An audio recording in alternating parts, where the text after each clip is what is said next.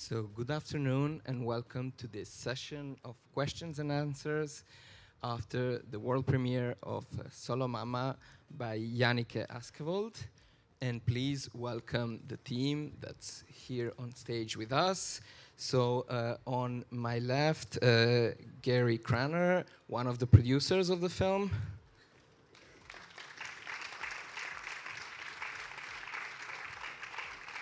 Next to Gary is Matt Steger, screenwriter of the film.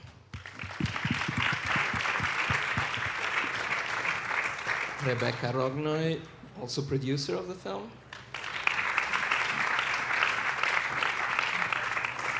Lisa Loven-Kongsley in the role of Edith, the protagonist of the film.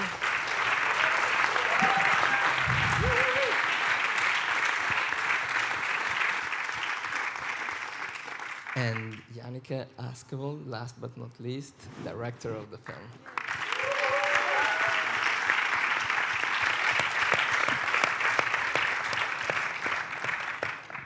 So I remind you that we have microphones in the room, so whenever you want to ask a question, share your impressions on the film, please raise your hand and feel free to do so. We are here for you. So maybe I can start with an easy question, I hope. And it's about your inspiration to make Solomamma. And, you know, because I think that the theme of single motherhood is something very interesting and contemporary nowadays. So what was the starting point for making this film? Yeah, I mean, it became legal in Norway 5 years ago to be single and have a child with donation. So I have more and more friends who become solo moms. A friend of mine, she told me that she had found her donor on social media, and she contacted him, and they actually dated for a while. So I thought it was an interesting starting point for a film about modern parenthood. Yeah. Thank you. Do we have already maybe some questions from your side? Don't be shy. I want to add that it became legal for women to become solo parents, not for men. Yet. Just bear in mind. Thank you. I actually, going to the, let's say, legal framework, I would like to ask the producer something, because the film is a co-production between Norway, Latvia, Lithuania, Denmark, and Finland, if I'm not wrong. So was there maybe conversations about this topic between you and between how single motherhood is perceived in these different countries? Yeah, well, the story is the story. So, and that came from Janicke. But when we started working on the film internationally, we very quickly understood that this story, where it's taken very much for granted the freedoms that are presented to the main character in the film, they were not freedoms that were available everywhere. So there's even in our co-production countries, we quickly noticed that a story which is kind of very contemporary and very of this time in Norway is very much more edgy and provocative in other countries where the legislation and the what should I say, the culture is more conservatively slanted or has a religious slant. So. It's Norway being a very secular country. It's a different. We have a different approach to it in the Nordic countries in general, I think. But you don't have to go only to our co-production countries in the Baltics, where we see a quite different shift in how the film and the characters are perceived. So I think that the film will hopefully raise different questions in different countries, and depending on it. But it's very clear to us that it's starting a conversation. Yeah, I think it was really important for us in the script development phase as well, because it was working with, obviously, my colleague Magnus in Copenhagen, where it has been legal for 20 years. And then Mats, scriptwriter, being from Denmark, then how we approach the story is so different. Coming from Norway 5 years ago, and then again with the conversations with our Lithuanian co-producers, as Gary says, where it's not legal. It was really interesting during the script phase on how much do we reveal, like how do we talk about this as a new phenomenon, or for people that actually knows a lot about it. So yeah, I think that was really interesting going from the script phase, but also in the editing phase. Thank you. We have a question here in the front and then on the right side. Thank you. I was actually very much intrigued by the character of the grandmother with dementia. How did it come that you introduced this element, and what did you want to add to this story? Yeah. I mean, when women go to the fertility clinic because they want to be a solo mom, one of the, obligations is to show that you have people around you to help. It's very important. So she had her mother to help her. But since she herself were already 40 years old when she got pregnant, her mother is also getting older. And since 5 years, she got sick herself, and instead of being a help for Edith, she became also another charge for Edith in addition to her son. Yeah. Thank you. We had a question here. So just a second, we will bring a microphone. Yeah, there it goes. No, behind you. In my feeling, this problem of the mother is also the problem of the precarious balance, which was created around this maternity. And while she was losing her mother, because the balance became unbalanced. And so that was my feeling. That was a very important piece of this story. I also felt two protagonists, not just the mother, but also the natural father of the child, and the story shows the weakness of these fathers, and then why we have so many women eager for maternity, but they have difficulties in becoming mothers because they don't have fathers. That's the problem of this age, in my feeling. Maybe I have to add something else later. I forgot what I wanted to say.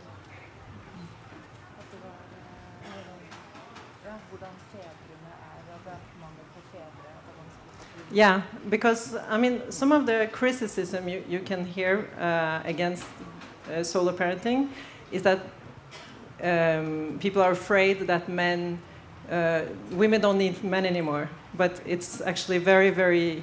The most women who choose this way, it's because they don't have another choice. It starts out as a plan B, because maybe they're getting closer to 40 years old, or they don't have time and they don't have a partner. So for me, it's just a really good opportunity for women to be able to have a family. Yeah. Did you want to add something? No. Just, can we have the microphone again, please? Just to be eager to become a father, but he doesn't take the responsibility. Yeah. So he is a good father as a stepfather, but he doesn't want his own children, or he says it can, but maybe it isn't able to take the responsibility of. A lot of men aren't able to take the responsibility of parenting, of creating a new life. Yeah. Yeah, I think being two parents is great if you take responsibility and you give the love that the child needs. But if you cannot, I think being a solo parent is just as good for a child. Thank you. We have a question in the back, actually outside of the boundaries of the room, and then one in the front. Hi, I'd just like to say that was an amazing performance as well. I really enjoyed it. I was just wondering though, because you said this came from a true, like, real-life starting point, and I was wondering, like, are there any kind of legal ramifications for what the main character did, like finding her sponsor and like actually making connection with him? Yeah, you're not allowed to. It's yeah, but I did research. I couldn't actually find what the consequences would be, but it's a moral question, I guess. Besides, it was Trine who found him, not Edith.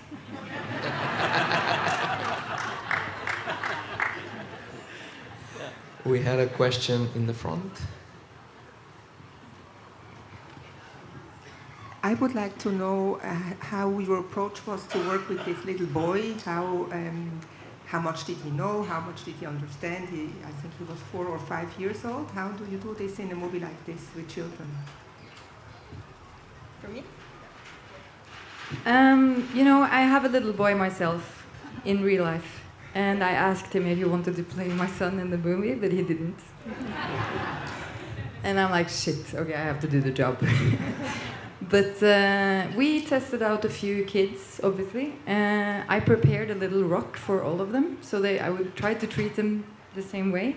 And I wanted them to come out from the audition with a good experience, either way. But of course, there are always some people who separate from the others, and we had a very good chemistry. He felt like a very safe boy. His parents are very cool and down to earth. So we saw the whole apparat, the whole family surrounding him. So when you cast such a young boy as an actor, I think it's also important to see his surroundings and his background. So we felt safe with his parents as well, which also made me feel safe with the boy, because I felt like I was on the same page as his folks. He seemed like a boy that was, you know, feeling confident with me, and we built from there. Gradually, we became more close. I gained his trust. I could have him on my lap. It felt very natural. And we spent time together. This is very important for me as an actor to do this research before starting to shoot. It was very sweet. For example, the scene where my mother has lost him outside of the mall. I remember that very well because I don't know how prepared he was to understand that scene and the context of what we were telling with that scene. And I was hugging him, like almost crying in some of the scenes. And afterwards, when we were done with the scene, he was like, "You were very scared that I was actually gone. You actually love me for real."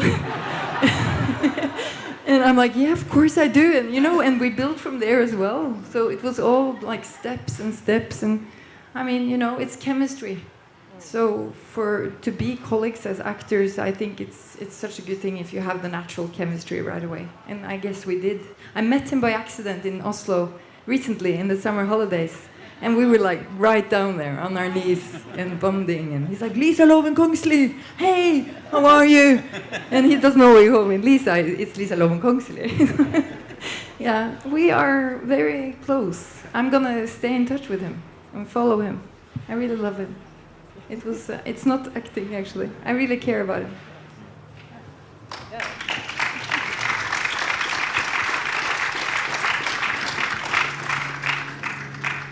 Hello, another great Nordic film. I know some familiar faces.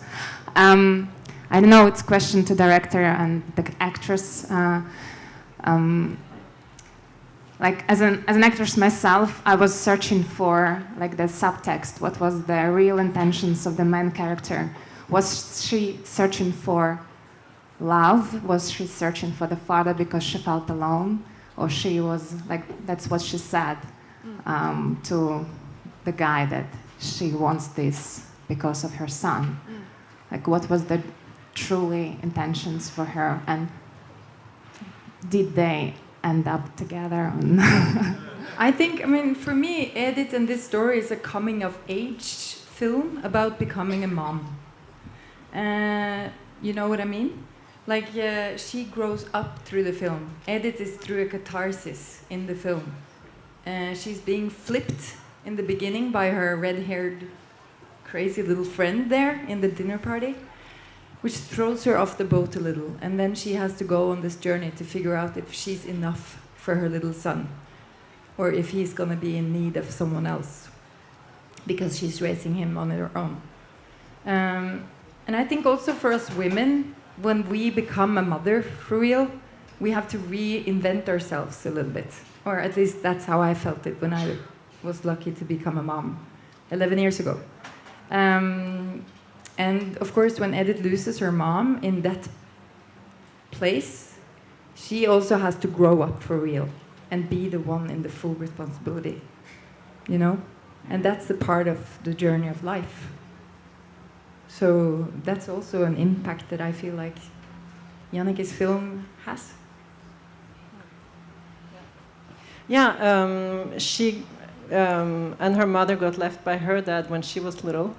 And this void that she grew up with, having also a boy by herself, she has this little insecurity that he might feel the same void after a father figure that she had, which is not the same thing because there was never a father, but that's her little insecurity and fear that she's not enough. We have a question in the back. Did you consider a happy ending, like the two main characters living there happily ever after? And if not, why not?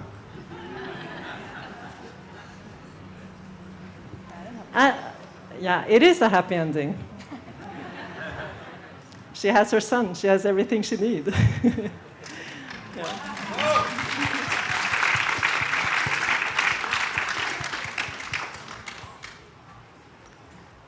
We have two questions here and then one there. Okay, wow, a lot. Yeah, heartfelt congratulations for the film. I was really moved, but I find the whole development I found it really moving. But about the end, what I find interesting that there are three or even more point of views come together. So I have two adults. They had their wishes, but maybe they didn't think so much about the consequences. What will it be afterwards for the child?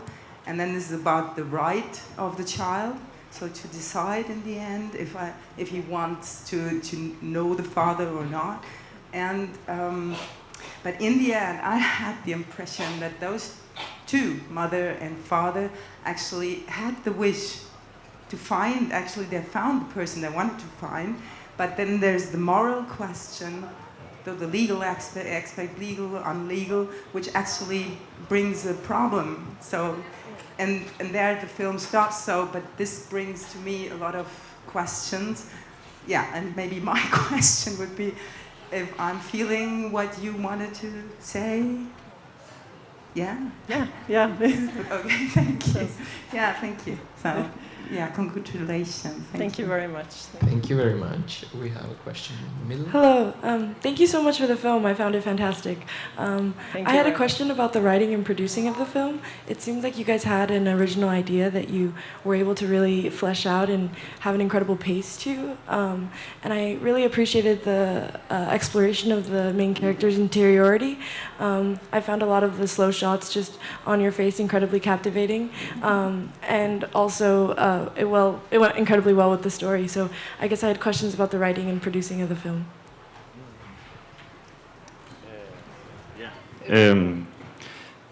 What was the question about the writing? I guess in terms of like how you guys structured it, coming from that initial idea to just get to something with such a lovely pace, but still incredibly compelling. I know we talked a lot about, because it's, as you say, there's a very clear idea in like seeking up your donor, and so we talked a lot about like why would a human being go as far as to do that, and then I think there came a lot of interesting conversation out from that, and then there was a lot of research we actually could like, and like obviously Janicke's like friend's experience, and then we just talked about why, and there came a lot of answers up. It's like we talked about some of them now, like maybe insecurities deeply, like through generations, or maybe in her family and herself, but maybe also like curiosity and like how modern society has all these informations, and like there's a lot of elements to it. So I think like there was so much to talk about that it was very inspiring to sort of just to like, we had a lot of ideas, and so I think that's probably like the starting point where it like really grew. Yeah, and from a producer's perspective, in the beginning there, I think also what we talked a lot about is that we don't want to tell like this is how it is to be a solo mom. This is Edith and her way becoming a mom. So I think it's lovely to show all of the flaws and naivety and all the things you do when you just feel captivated and just being really into it. And that's why I also love when the film turns and see the perspective of Niels, the donor, because there is also, the donor is a part of the story. And what do we do to keep them being anonymous? So I think but it was really, really nice to have all these chats about Edith's story and not just telling, okay, this heroic story of becoming a solo mom. Thank you. There was another question. Yeah, there, and then in the back. Hi. I thought the message of this film was really powerful about different ways you can parent, and also kind of moral ambiguity about how you can be well-intentioned and how lies can kind of spiral. I thought that was done really well. One question I have for you, I know this was a co-production with like Balkan countries, and you mentioned that it's kind of conservative and different, and I was just wondering, were there some things about Norwegian culture or like Nordic culture that was difficult to translate for the other countries? That's my question, and that's towards like the executive producers. I feel immediately like we got a lot of support actually from it, and I think from the funds and everything, and with our great co-producers, that they all felt that this was really, like Gary said earlier, there was a lot of edge and that it feels really new and interesting. Actually, I felt that we got a lot of more support like for this story because it felt like new and original, rather than, for example, in Denmark and Sweden, where this is like more common. It didn't feel like that conservative. So actually, I feel that we had more contact with the financiers when they felt that this was a regional story. I don't know, Gary, if you... I agree, and I think that the Nordic countries and the Baltic countries are relatively culturally similar, so there was no major kind of difficulties there, but of course politically and in terms of the culture regarding solo parenting, it's quite different. But then again, it kind of helped us. It became more edgy, and then also it looks more like a project that was with work in the festival circuit and the art house world, and commercially also. So I think it helps. It really helps to have that discussion about the topic, and of course about the character. At the end of the day, it's all about the story and what is the core of the story, and how do we, as producers and filmmakers, how do we make the best out of that and try to find the audience and talk to them. talk to you. I can also add that even in Norway, it's not so normal yet. So my dearest friends who are solo mothers in Norway still gets questionized in kindergarten or at school in parent meetings because they come along alone. One of my friends even got questioned if her husband was in jail.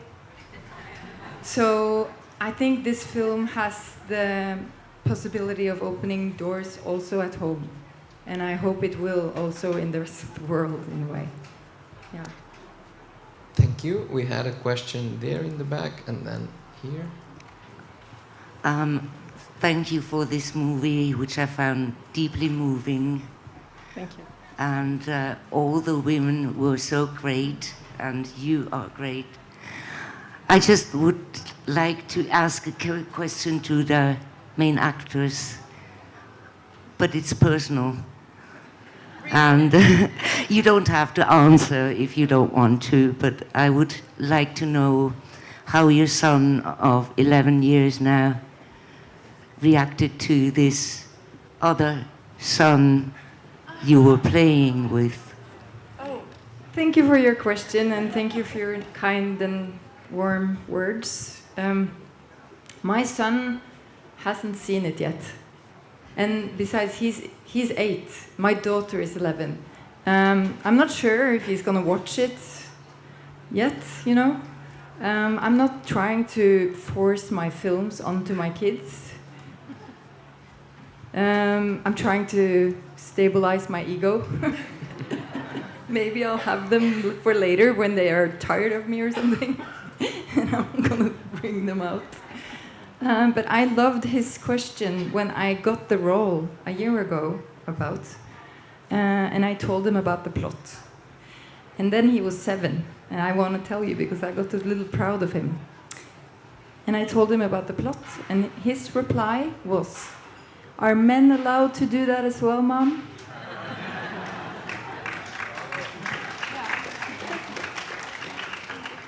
Thank you. We have a question here in the front. Thank you very much, and congratulations for the movie. I really loved it, and it really moved me. I would have a question actually for the male main character, and unfortunately he's not in the round. Because I can, of course, I don't know, being a woman, I can relate very well to the female parts.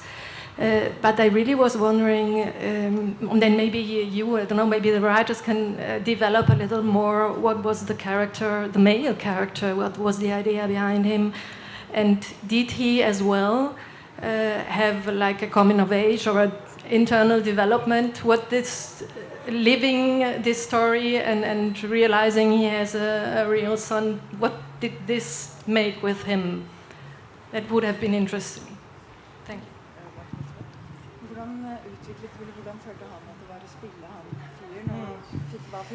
Yeah, we wanted to portray Nils, first of all, through the eyes of the sperm bank, how they wanted to portray him to sell his sperm. And then little by little, when we meet him, we see that he also kind of lives Plan B life. He also has this wish to have his own children that he doesn't have yet. He had big dreams in his job that he didn't fulfill. So they all are kind of melancholic characters. You realize that life never really turns out how you think it's going to be. And it was interesting to explore what it is for a man to be in this situation. Because like you said, for a woman, it's easy to put yourself in the shoes of another woman. But and so for this, it was very interesting to work with Mats and our co-writer Jørgen, also two male writers, to explore what it is like for a man. Thank you. There was a question, yeah, here. Hi. I wanted to congratulate you guys on this film. It's very moving. I was wondering if you guys are planning to show this film in other parts of the world. Oh yes, definitely. We would love that. We're having a Norwegian launch in February, so hopefully we really want this great festival, Locarno, to be a platform for other festivals to want it in other regions, and we really hope that other people really long and want to see it, and we feel that it's a strong story and a really great film, and we feel that it's such a privilege to be here, and I hope that will open up doors for the rest of the world. Thank you. We have another question in the middle. Thank you very much. I just wanted to ask how easy or difficult it is to find money and resources for a film that challenges the idea of the traditional family. Even in Norway, as in Switzerland or Denmark, which are not conservative countries, there are voices that appear through the film, through the friend, through the little boy that challenges his friend. Is your father away, in jail, whatever? So how easy is to find resources to produce a film that challenges that model?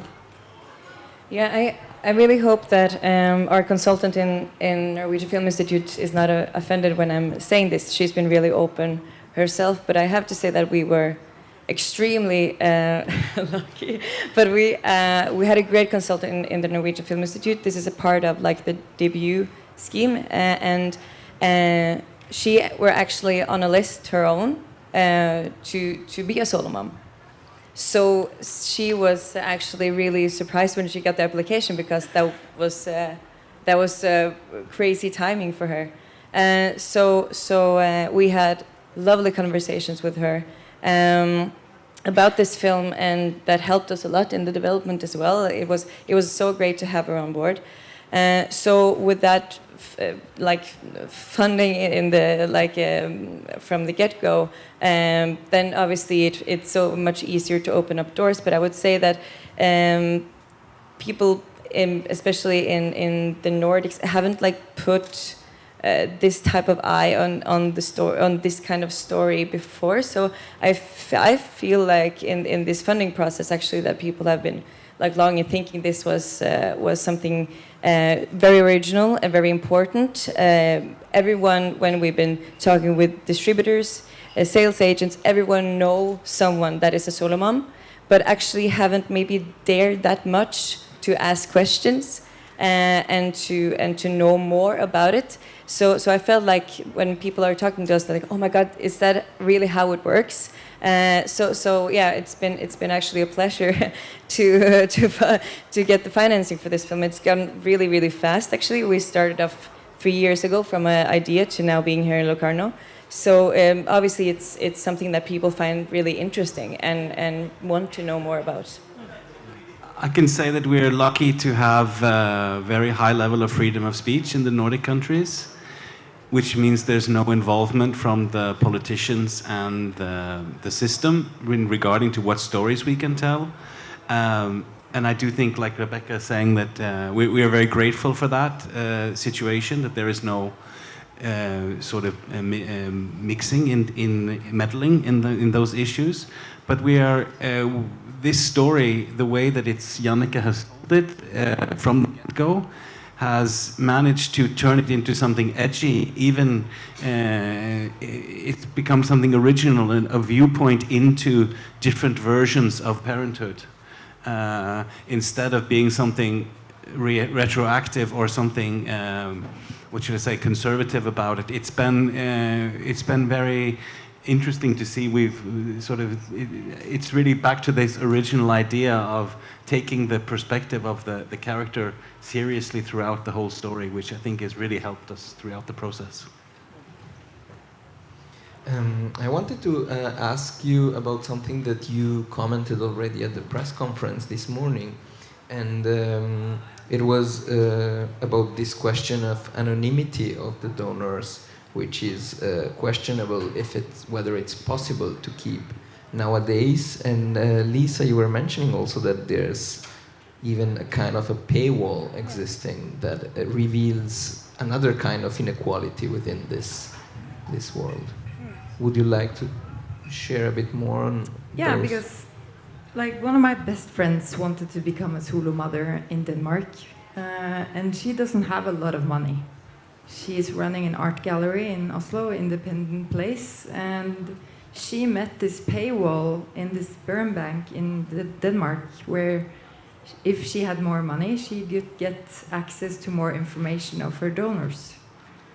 So we were in a dinner at her place, the girls, and we were all like, we can chip in so that you can learn more about your donor if that's what you want.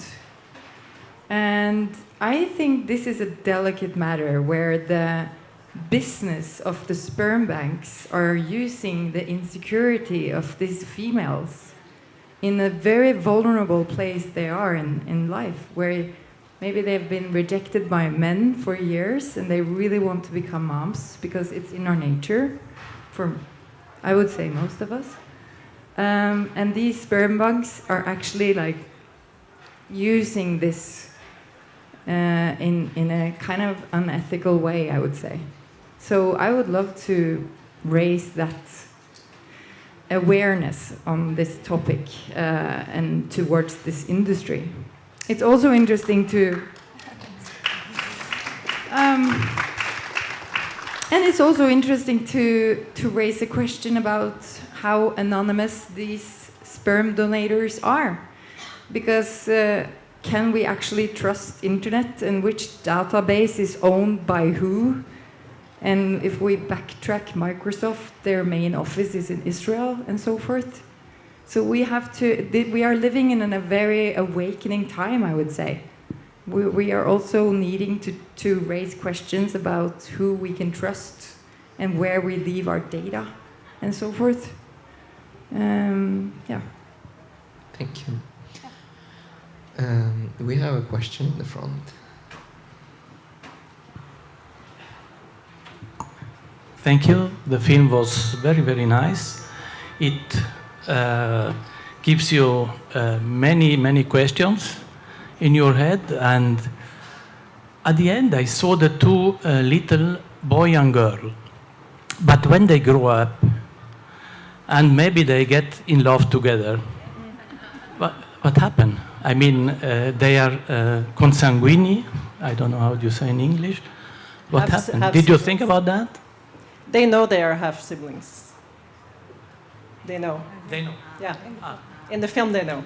Yeah, in the film, but yes. I thought in the real life, how do you know? If it's anonymous, you are saying. You know, there are Facebook groups where kids that are made out of sperm banks can meet other siblings, or diblings, as we call them in the film, to realize who they can date. Because we are living now in a society where new breed are being made. And you have to be aware of this. And I hope that mothers who make this choice will also address this towards the child. I don't know if you're aware of the Netflix documentary about this guy in Netherlands who has been spreading his semen across the world, cheating on the sperm banks, wanking in a cup in Asia, in America, in Europe. And we are also trying to raise awareness on this towards the business of the sperm banks, because maybe they need to keep a better track on who's actually donating. Yeah. But the solo mothers that I've talked to, they are very aware of this question, and they do talk to their children that when they fall in love with somebody, that they have to be sure that they're not also a child of donation. If they are, they need to do a check. It's a new reality. Thank you. We have time for one more question, if there is. If not, I can maybe ask. I have a question for Lisa about building the character of Edith, and how did you work on this idea of creating a character that at the beginning we look through quite critical eyes as someone taking a decision that's morally questionable, but somehow in the end, at least that's my impression, we totally end up understanding and feeling great empathy for her. Well, thank you. How I built that character. It was not alone. I had this beautiful crew around me. It's always really nice to work with the director who has written the script herself, because she is thoroughly involved in the story. So together we have discussed who edit is, I feel. We have conceived her together. I won't take the whole credit for that at all. I mean, this is a big teamwork. I am an actor who also do a lot of research so that I can feel like I deserve my work and my job. So I had a lot of great long conversations with my dearest friends who are solo mothers in Norway, and to realize what kind of shoes they're in, to realize what kind of struggles or, you know, how society treats them, if you know what I mean. And I put all of those answers and all of my questions into edit to try to build her into a three-dimensional human being. I mean, it's very human to be nervous and insecure. It's a very natural way. It's and also in the world today, like I said earlier, we are living in a world where new truths are being revealed every day. We can't trust what we thought we knew yesterday. So I think it's very natural that Edith, after 5 years of being her son's mom, even can be jumped a little on the question that her friends asked her in the dinner party. But how can you be so sure that this donor is who he actually think or says he is? So, you know, I also use a lot of empathy when I create my characters, and I have great empathy for Edith.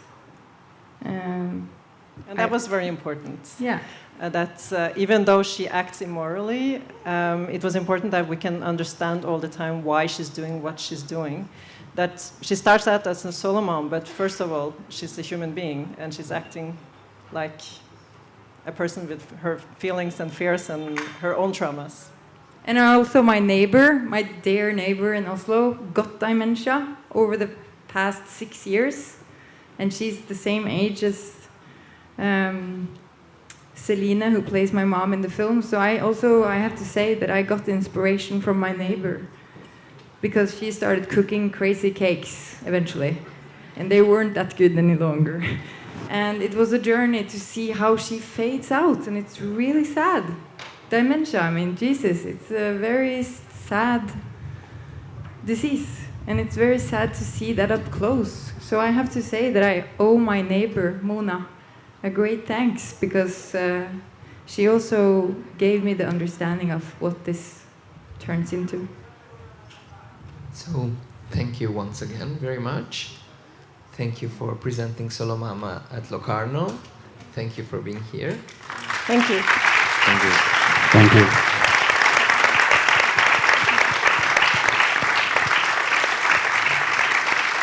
So, if you liked the film, and we know that you did because you're here, please feel free to recommend it to your friends. The film is playing again these days at Locarno. It's very warm outside. In the cinemas, it's much better. Okay, and we have one. Just a microphone, please. Thanks, really. Bravo. Is the film will be distributed in Switzerland? Yes, it will. Yeah? When?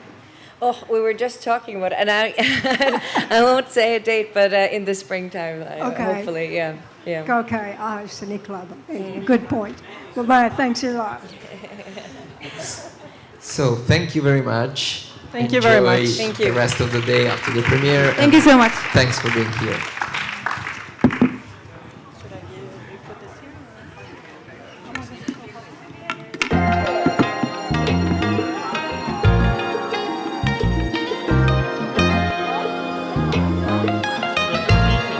So I'll see you later.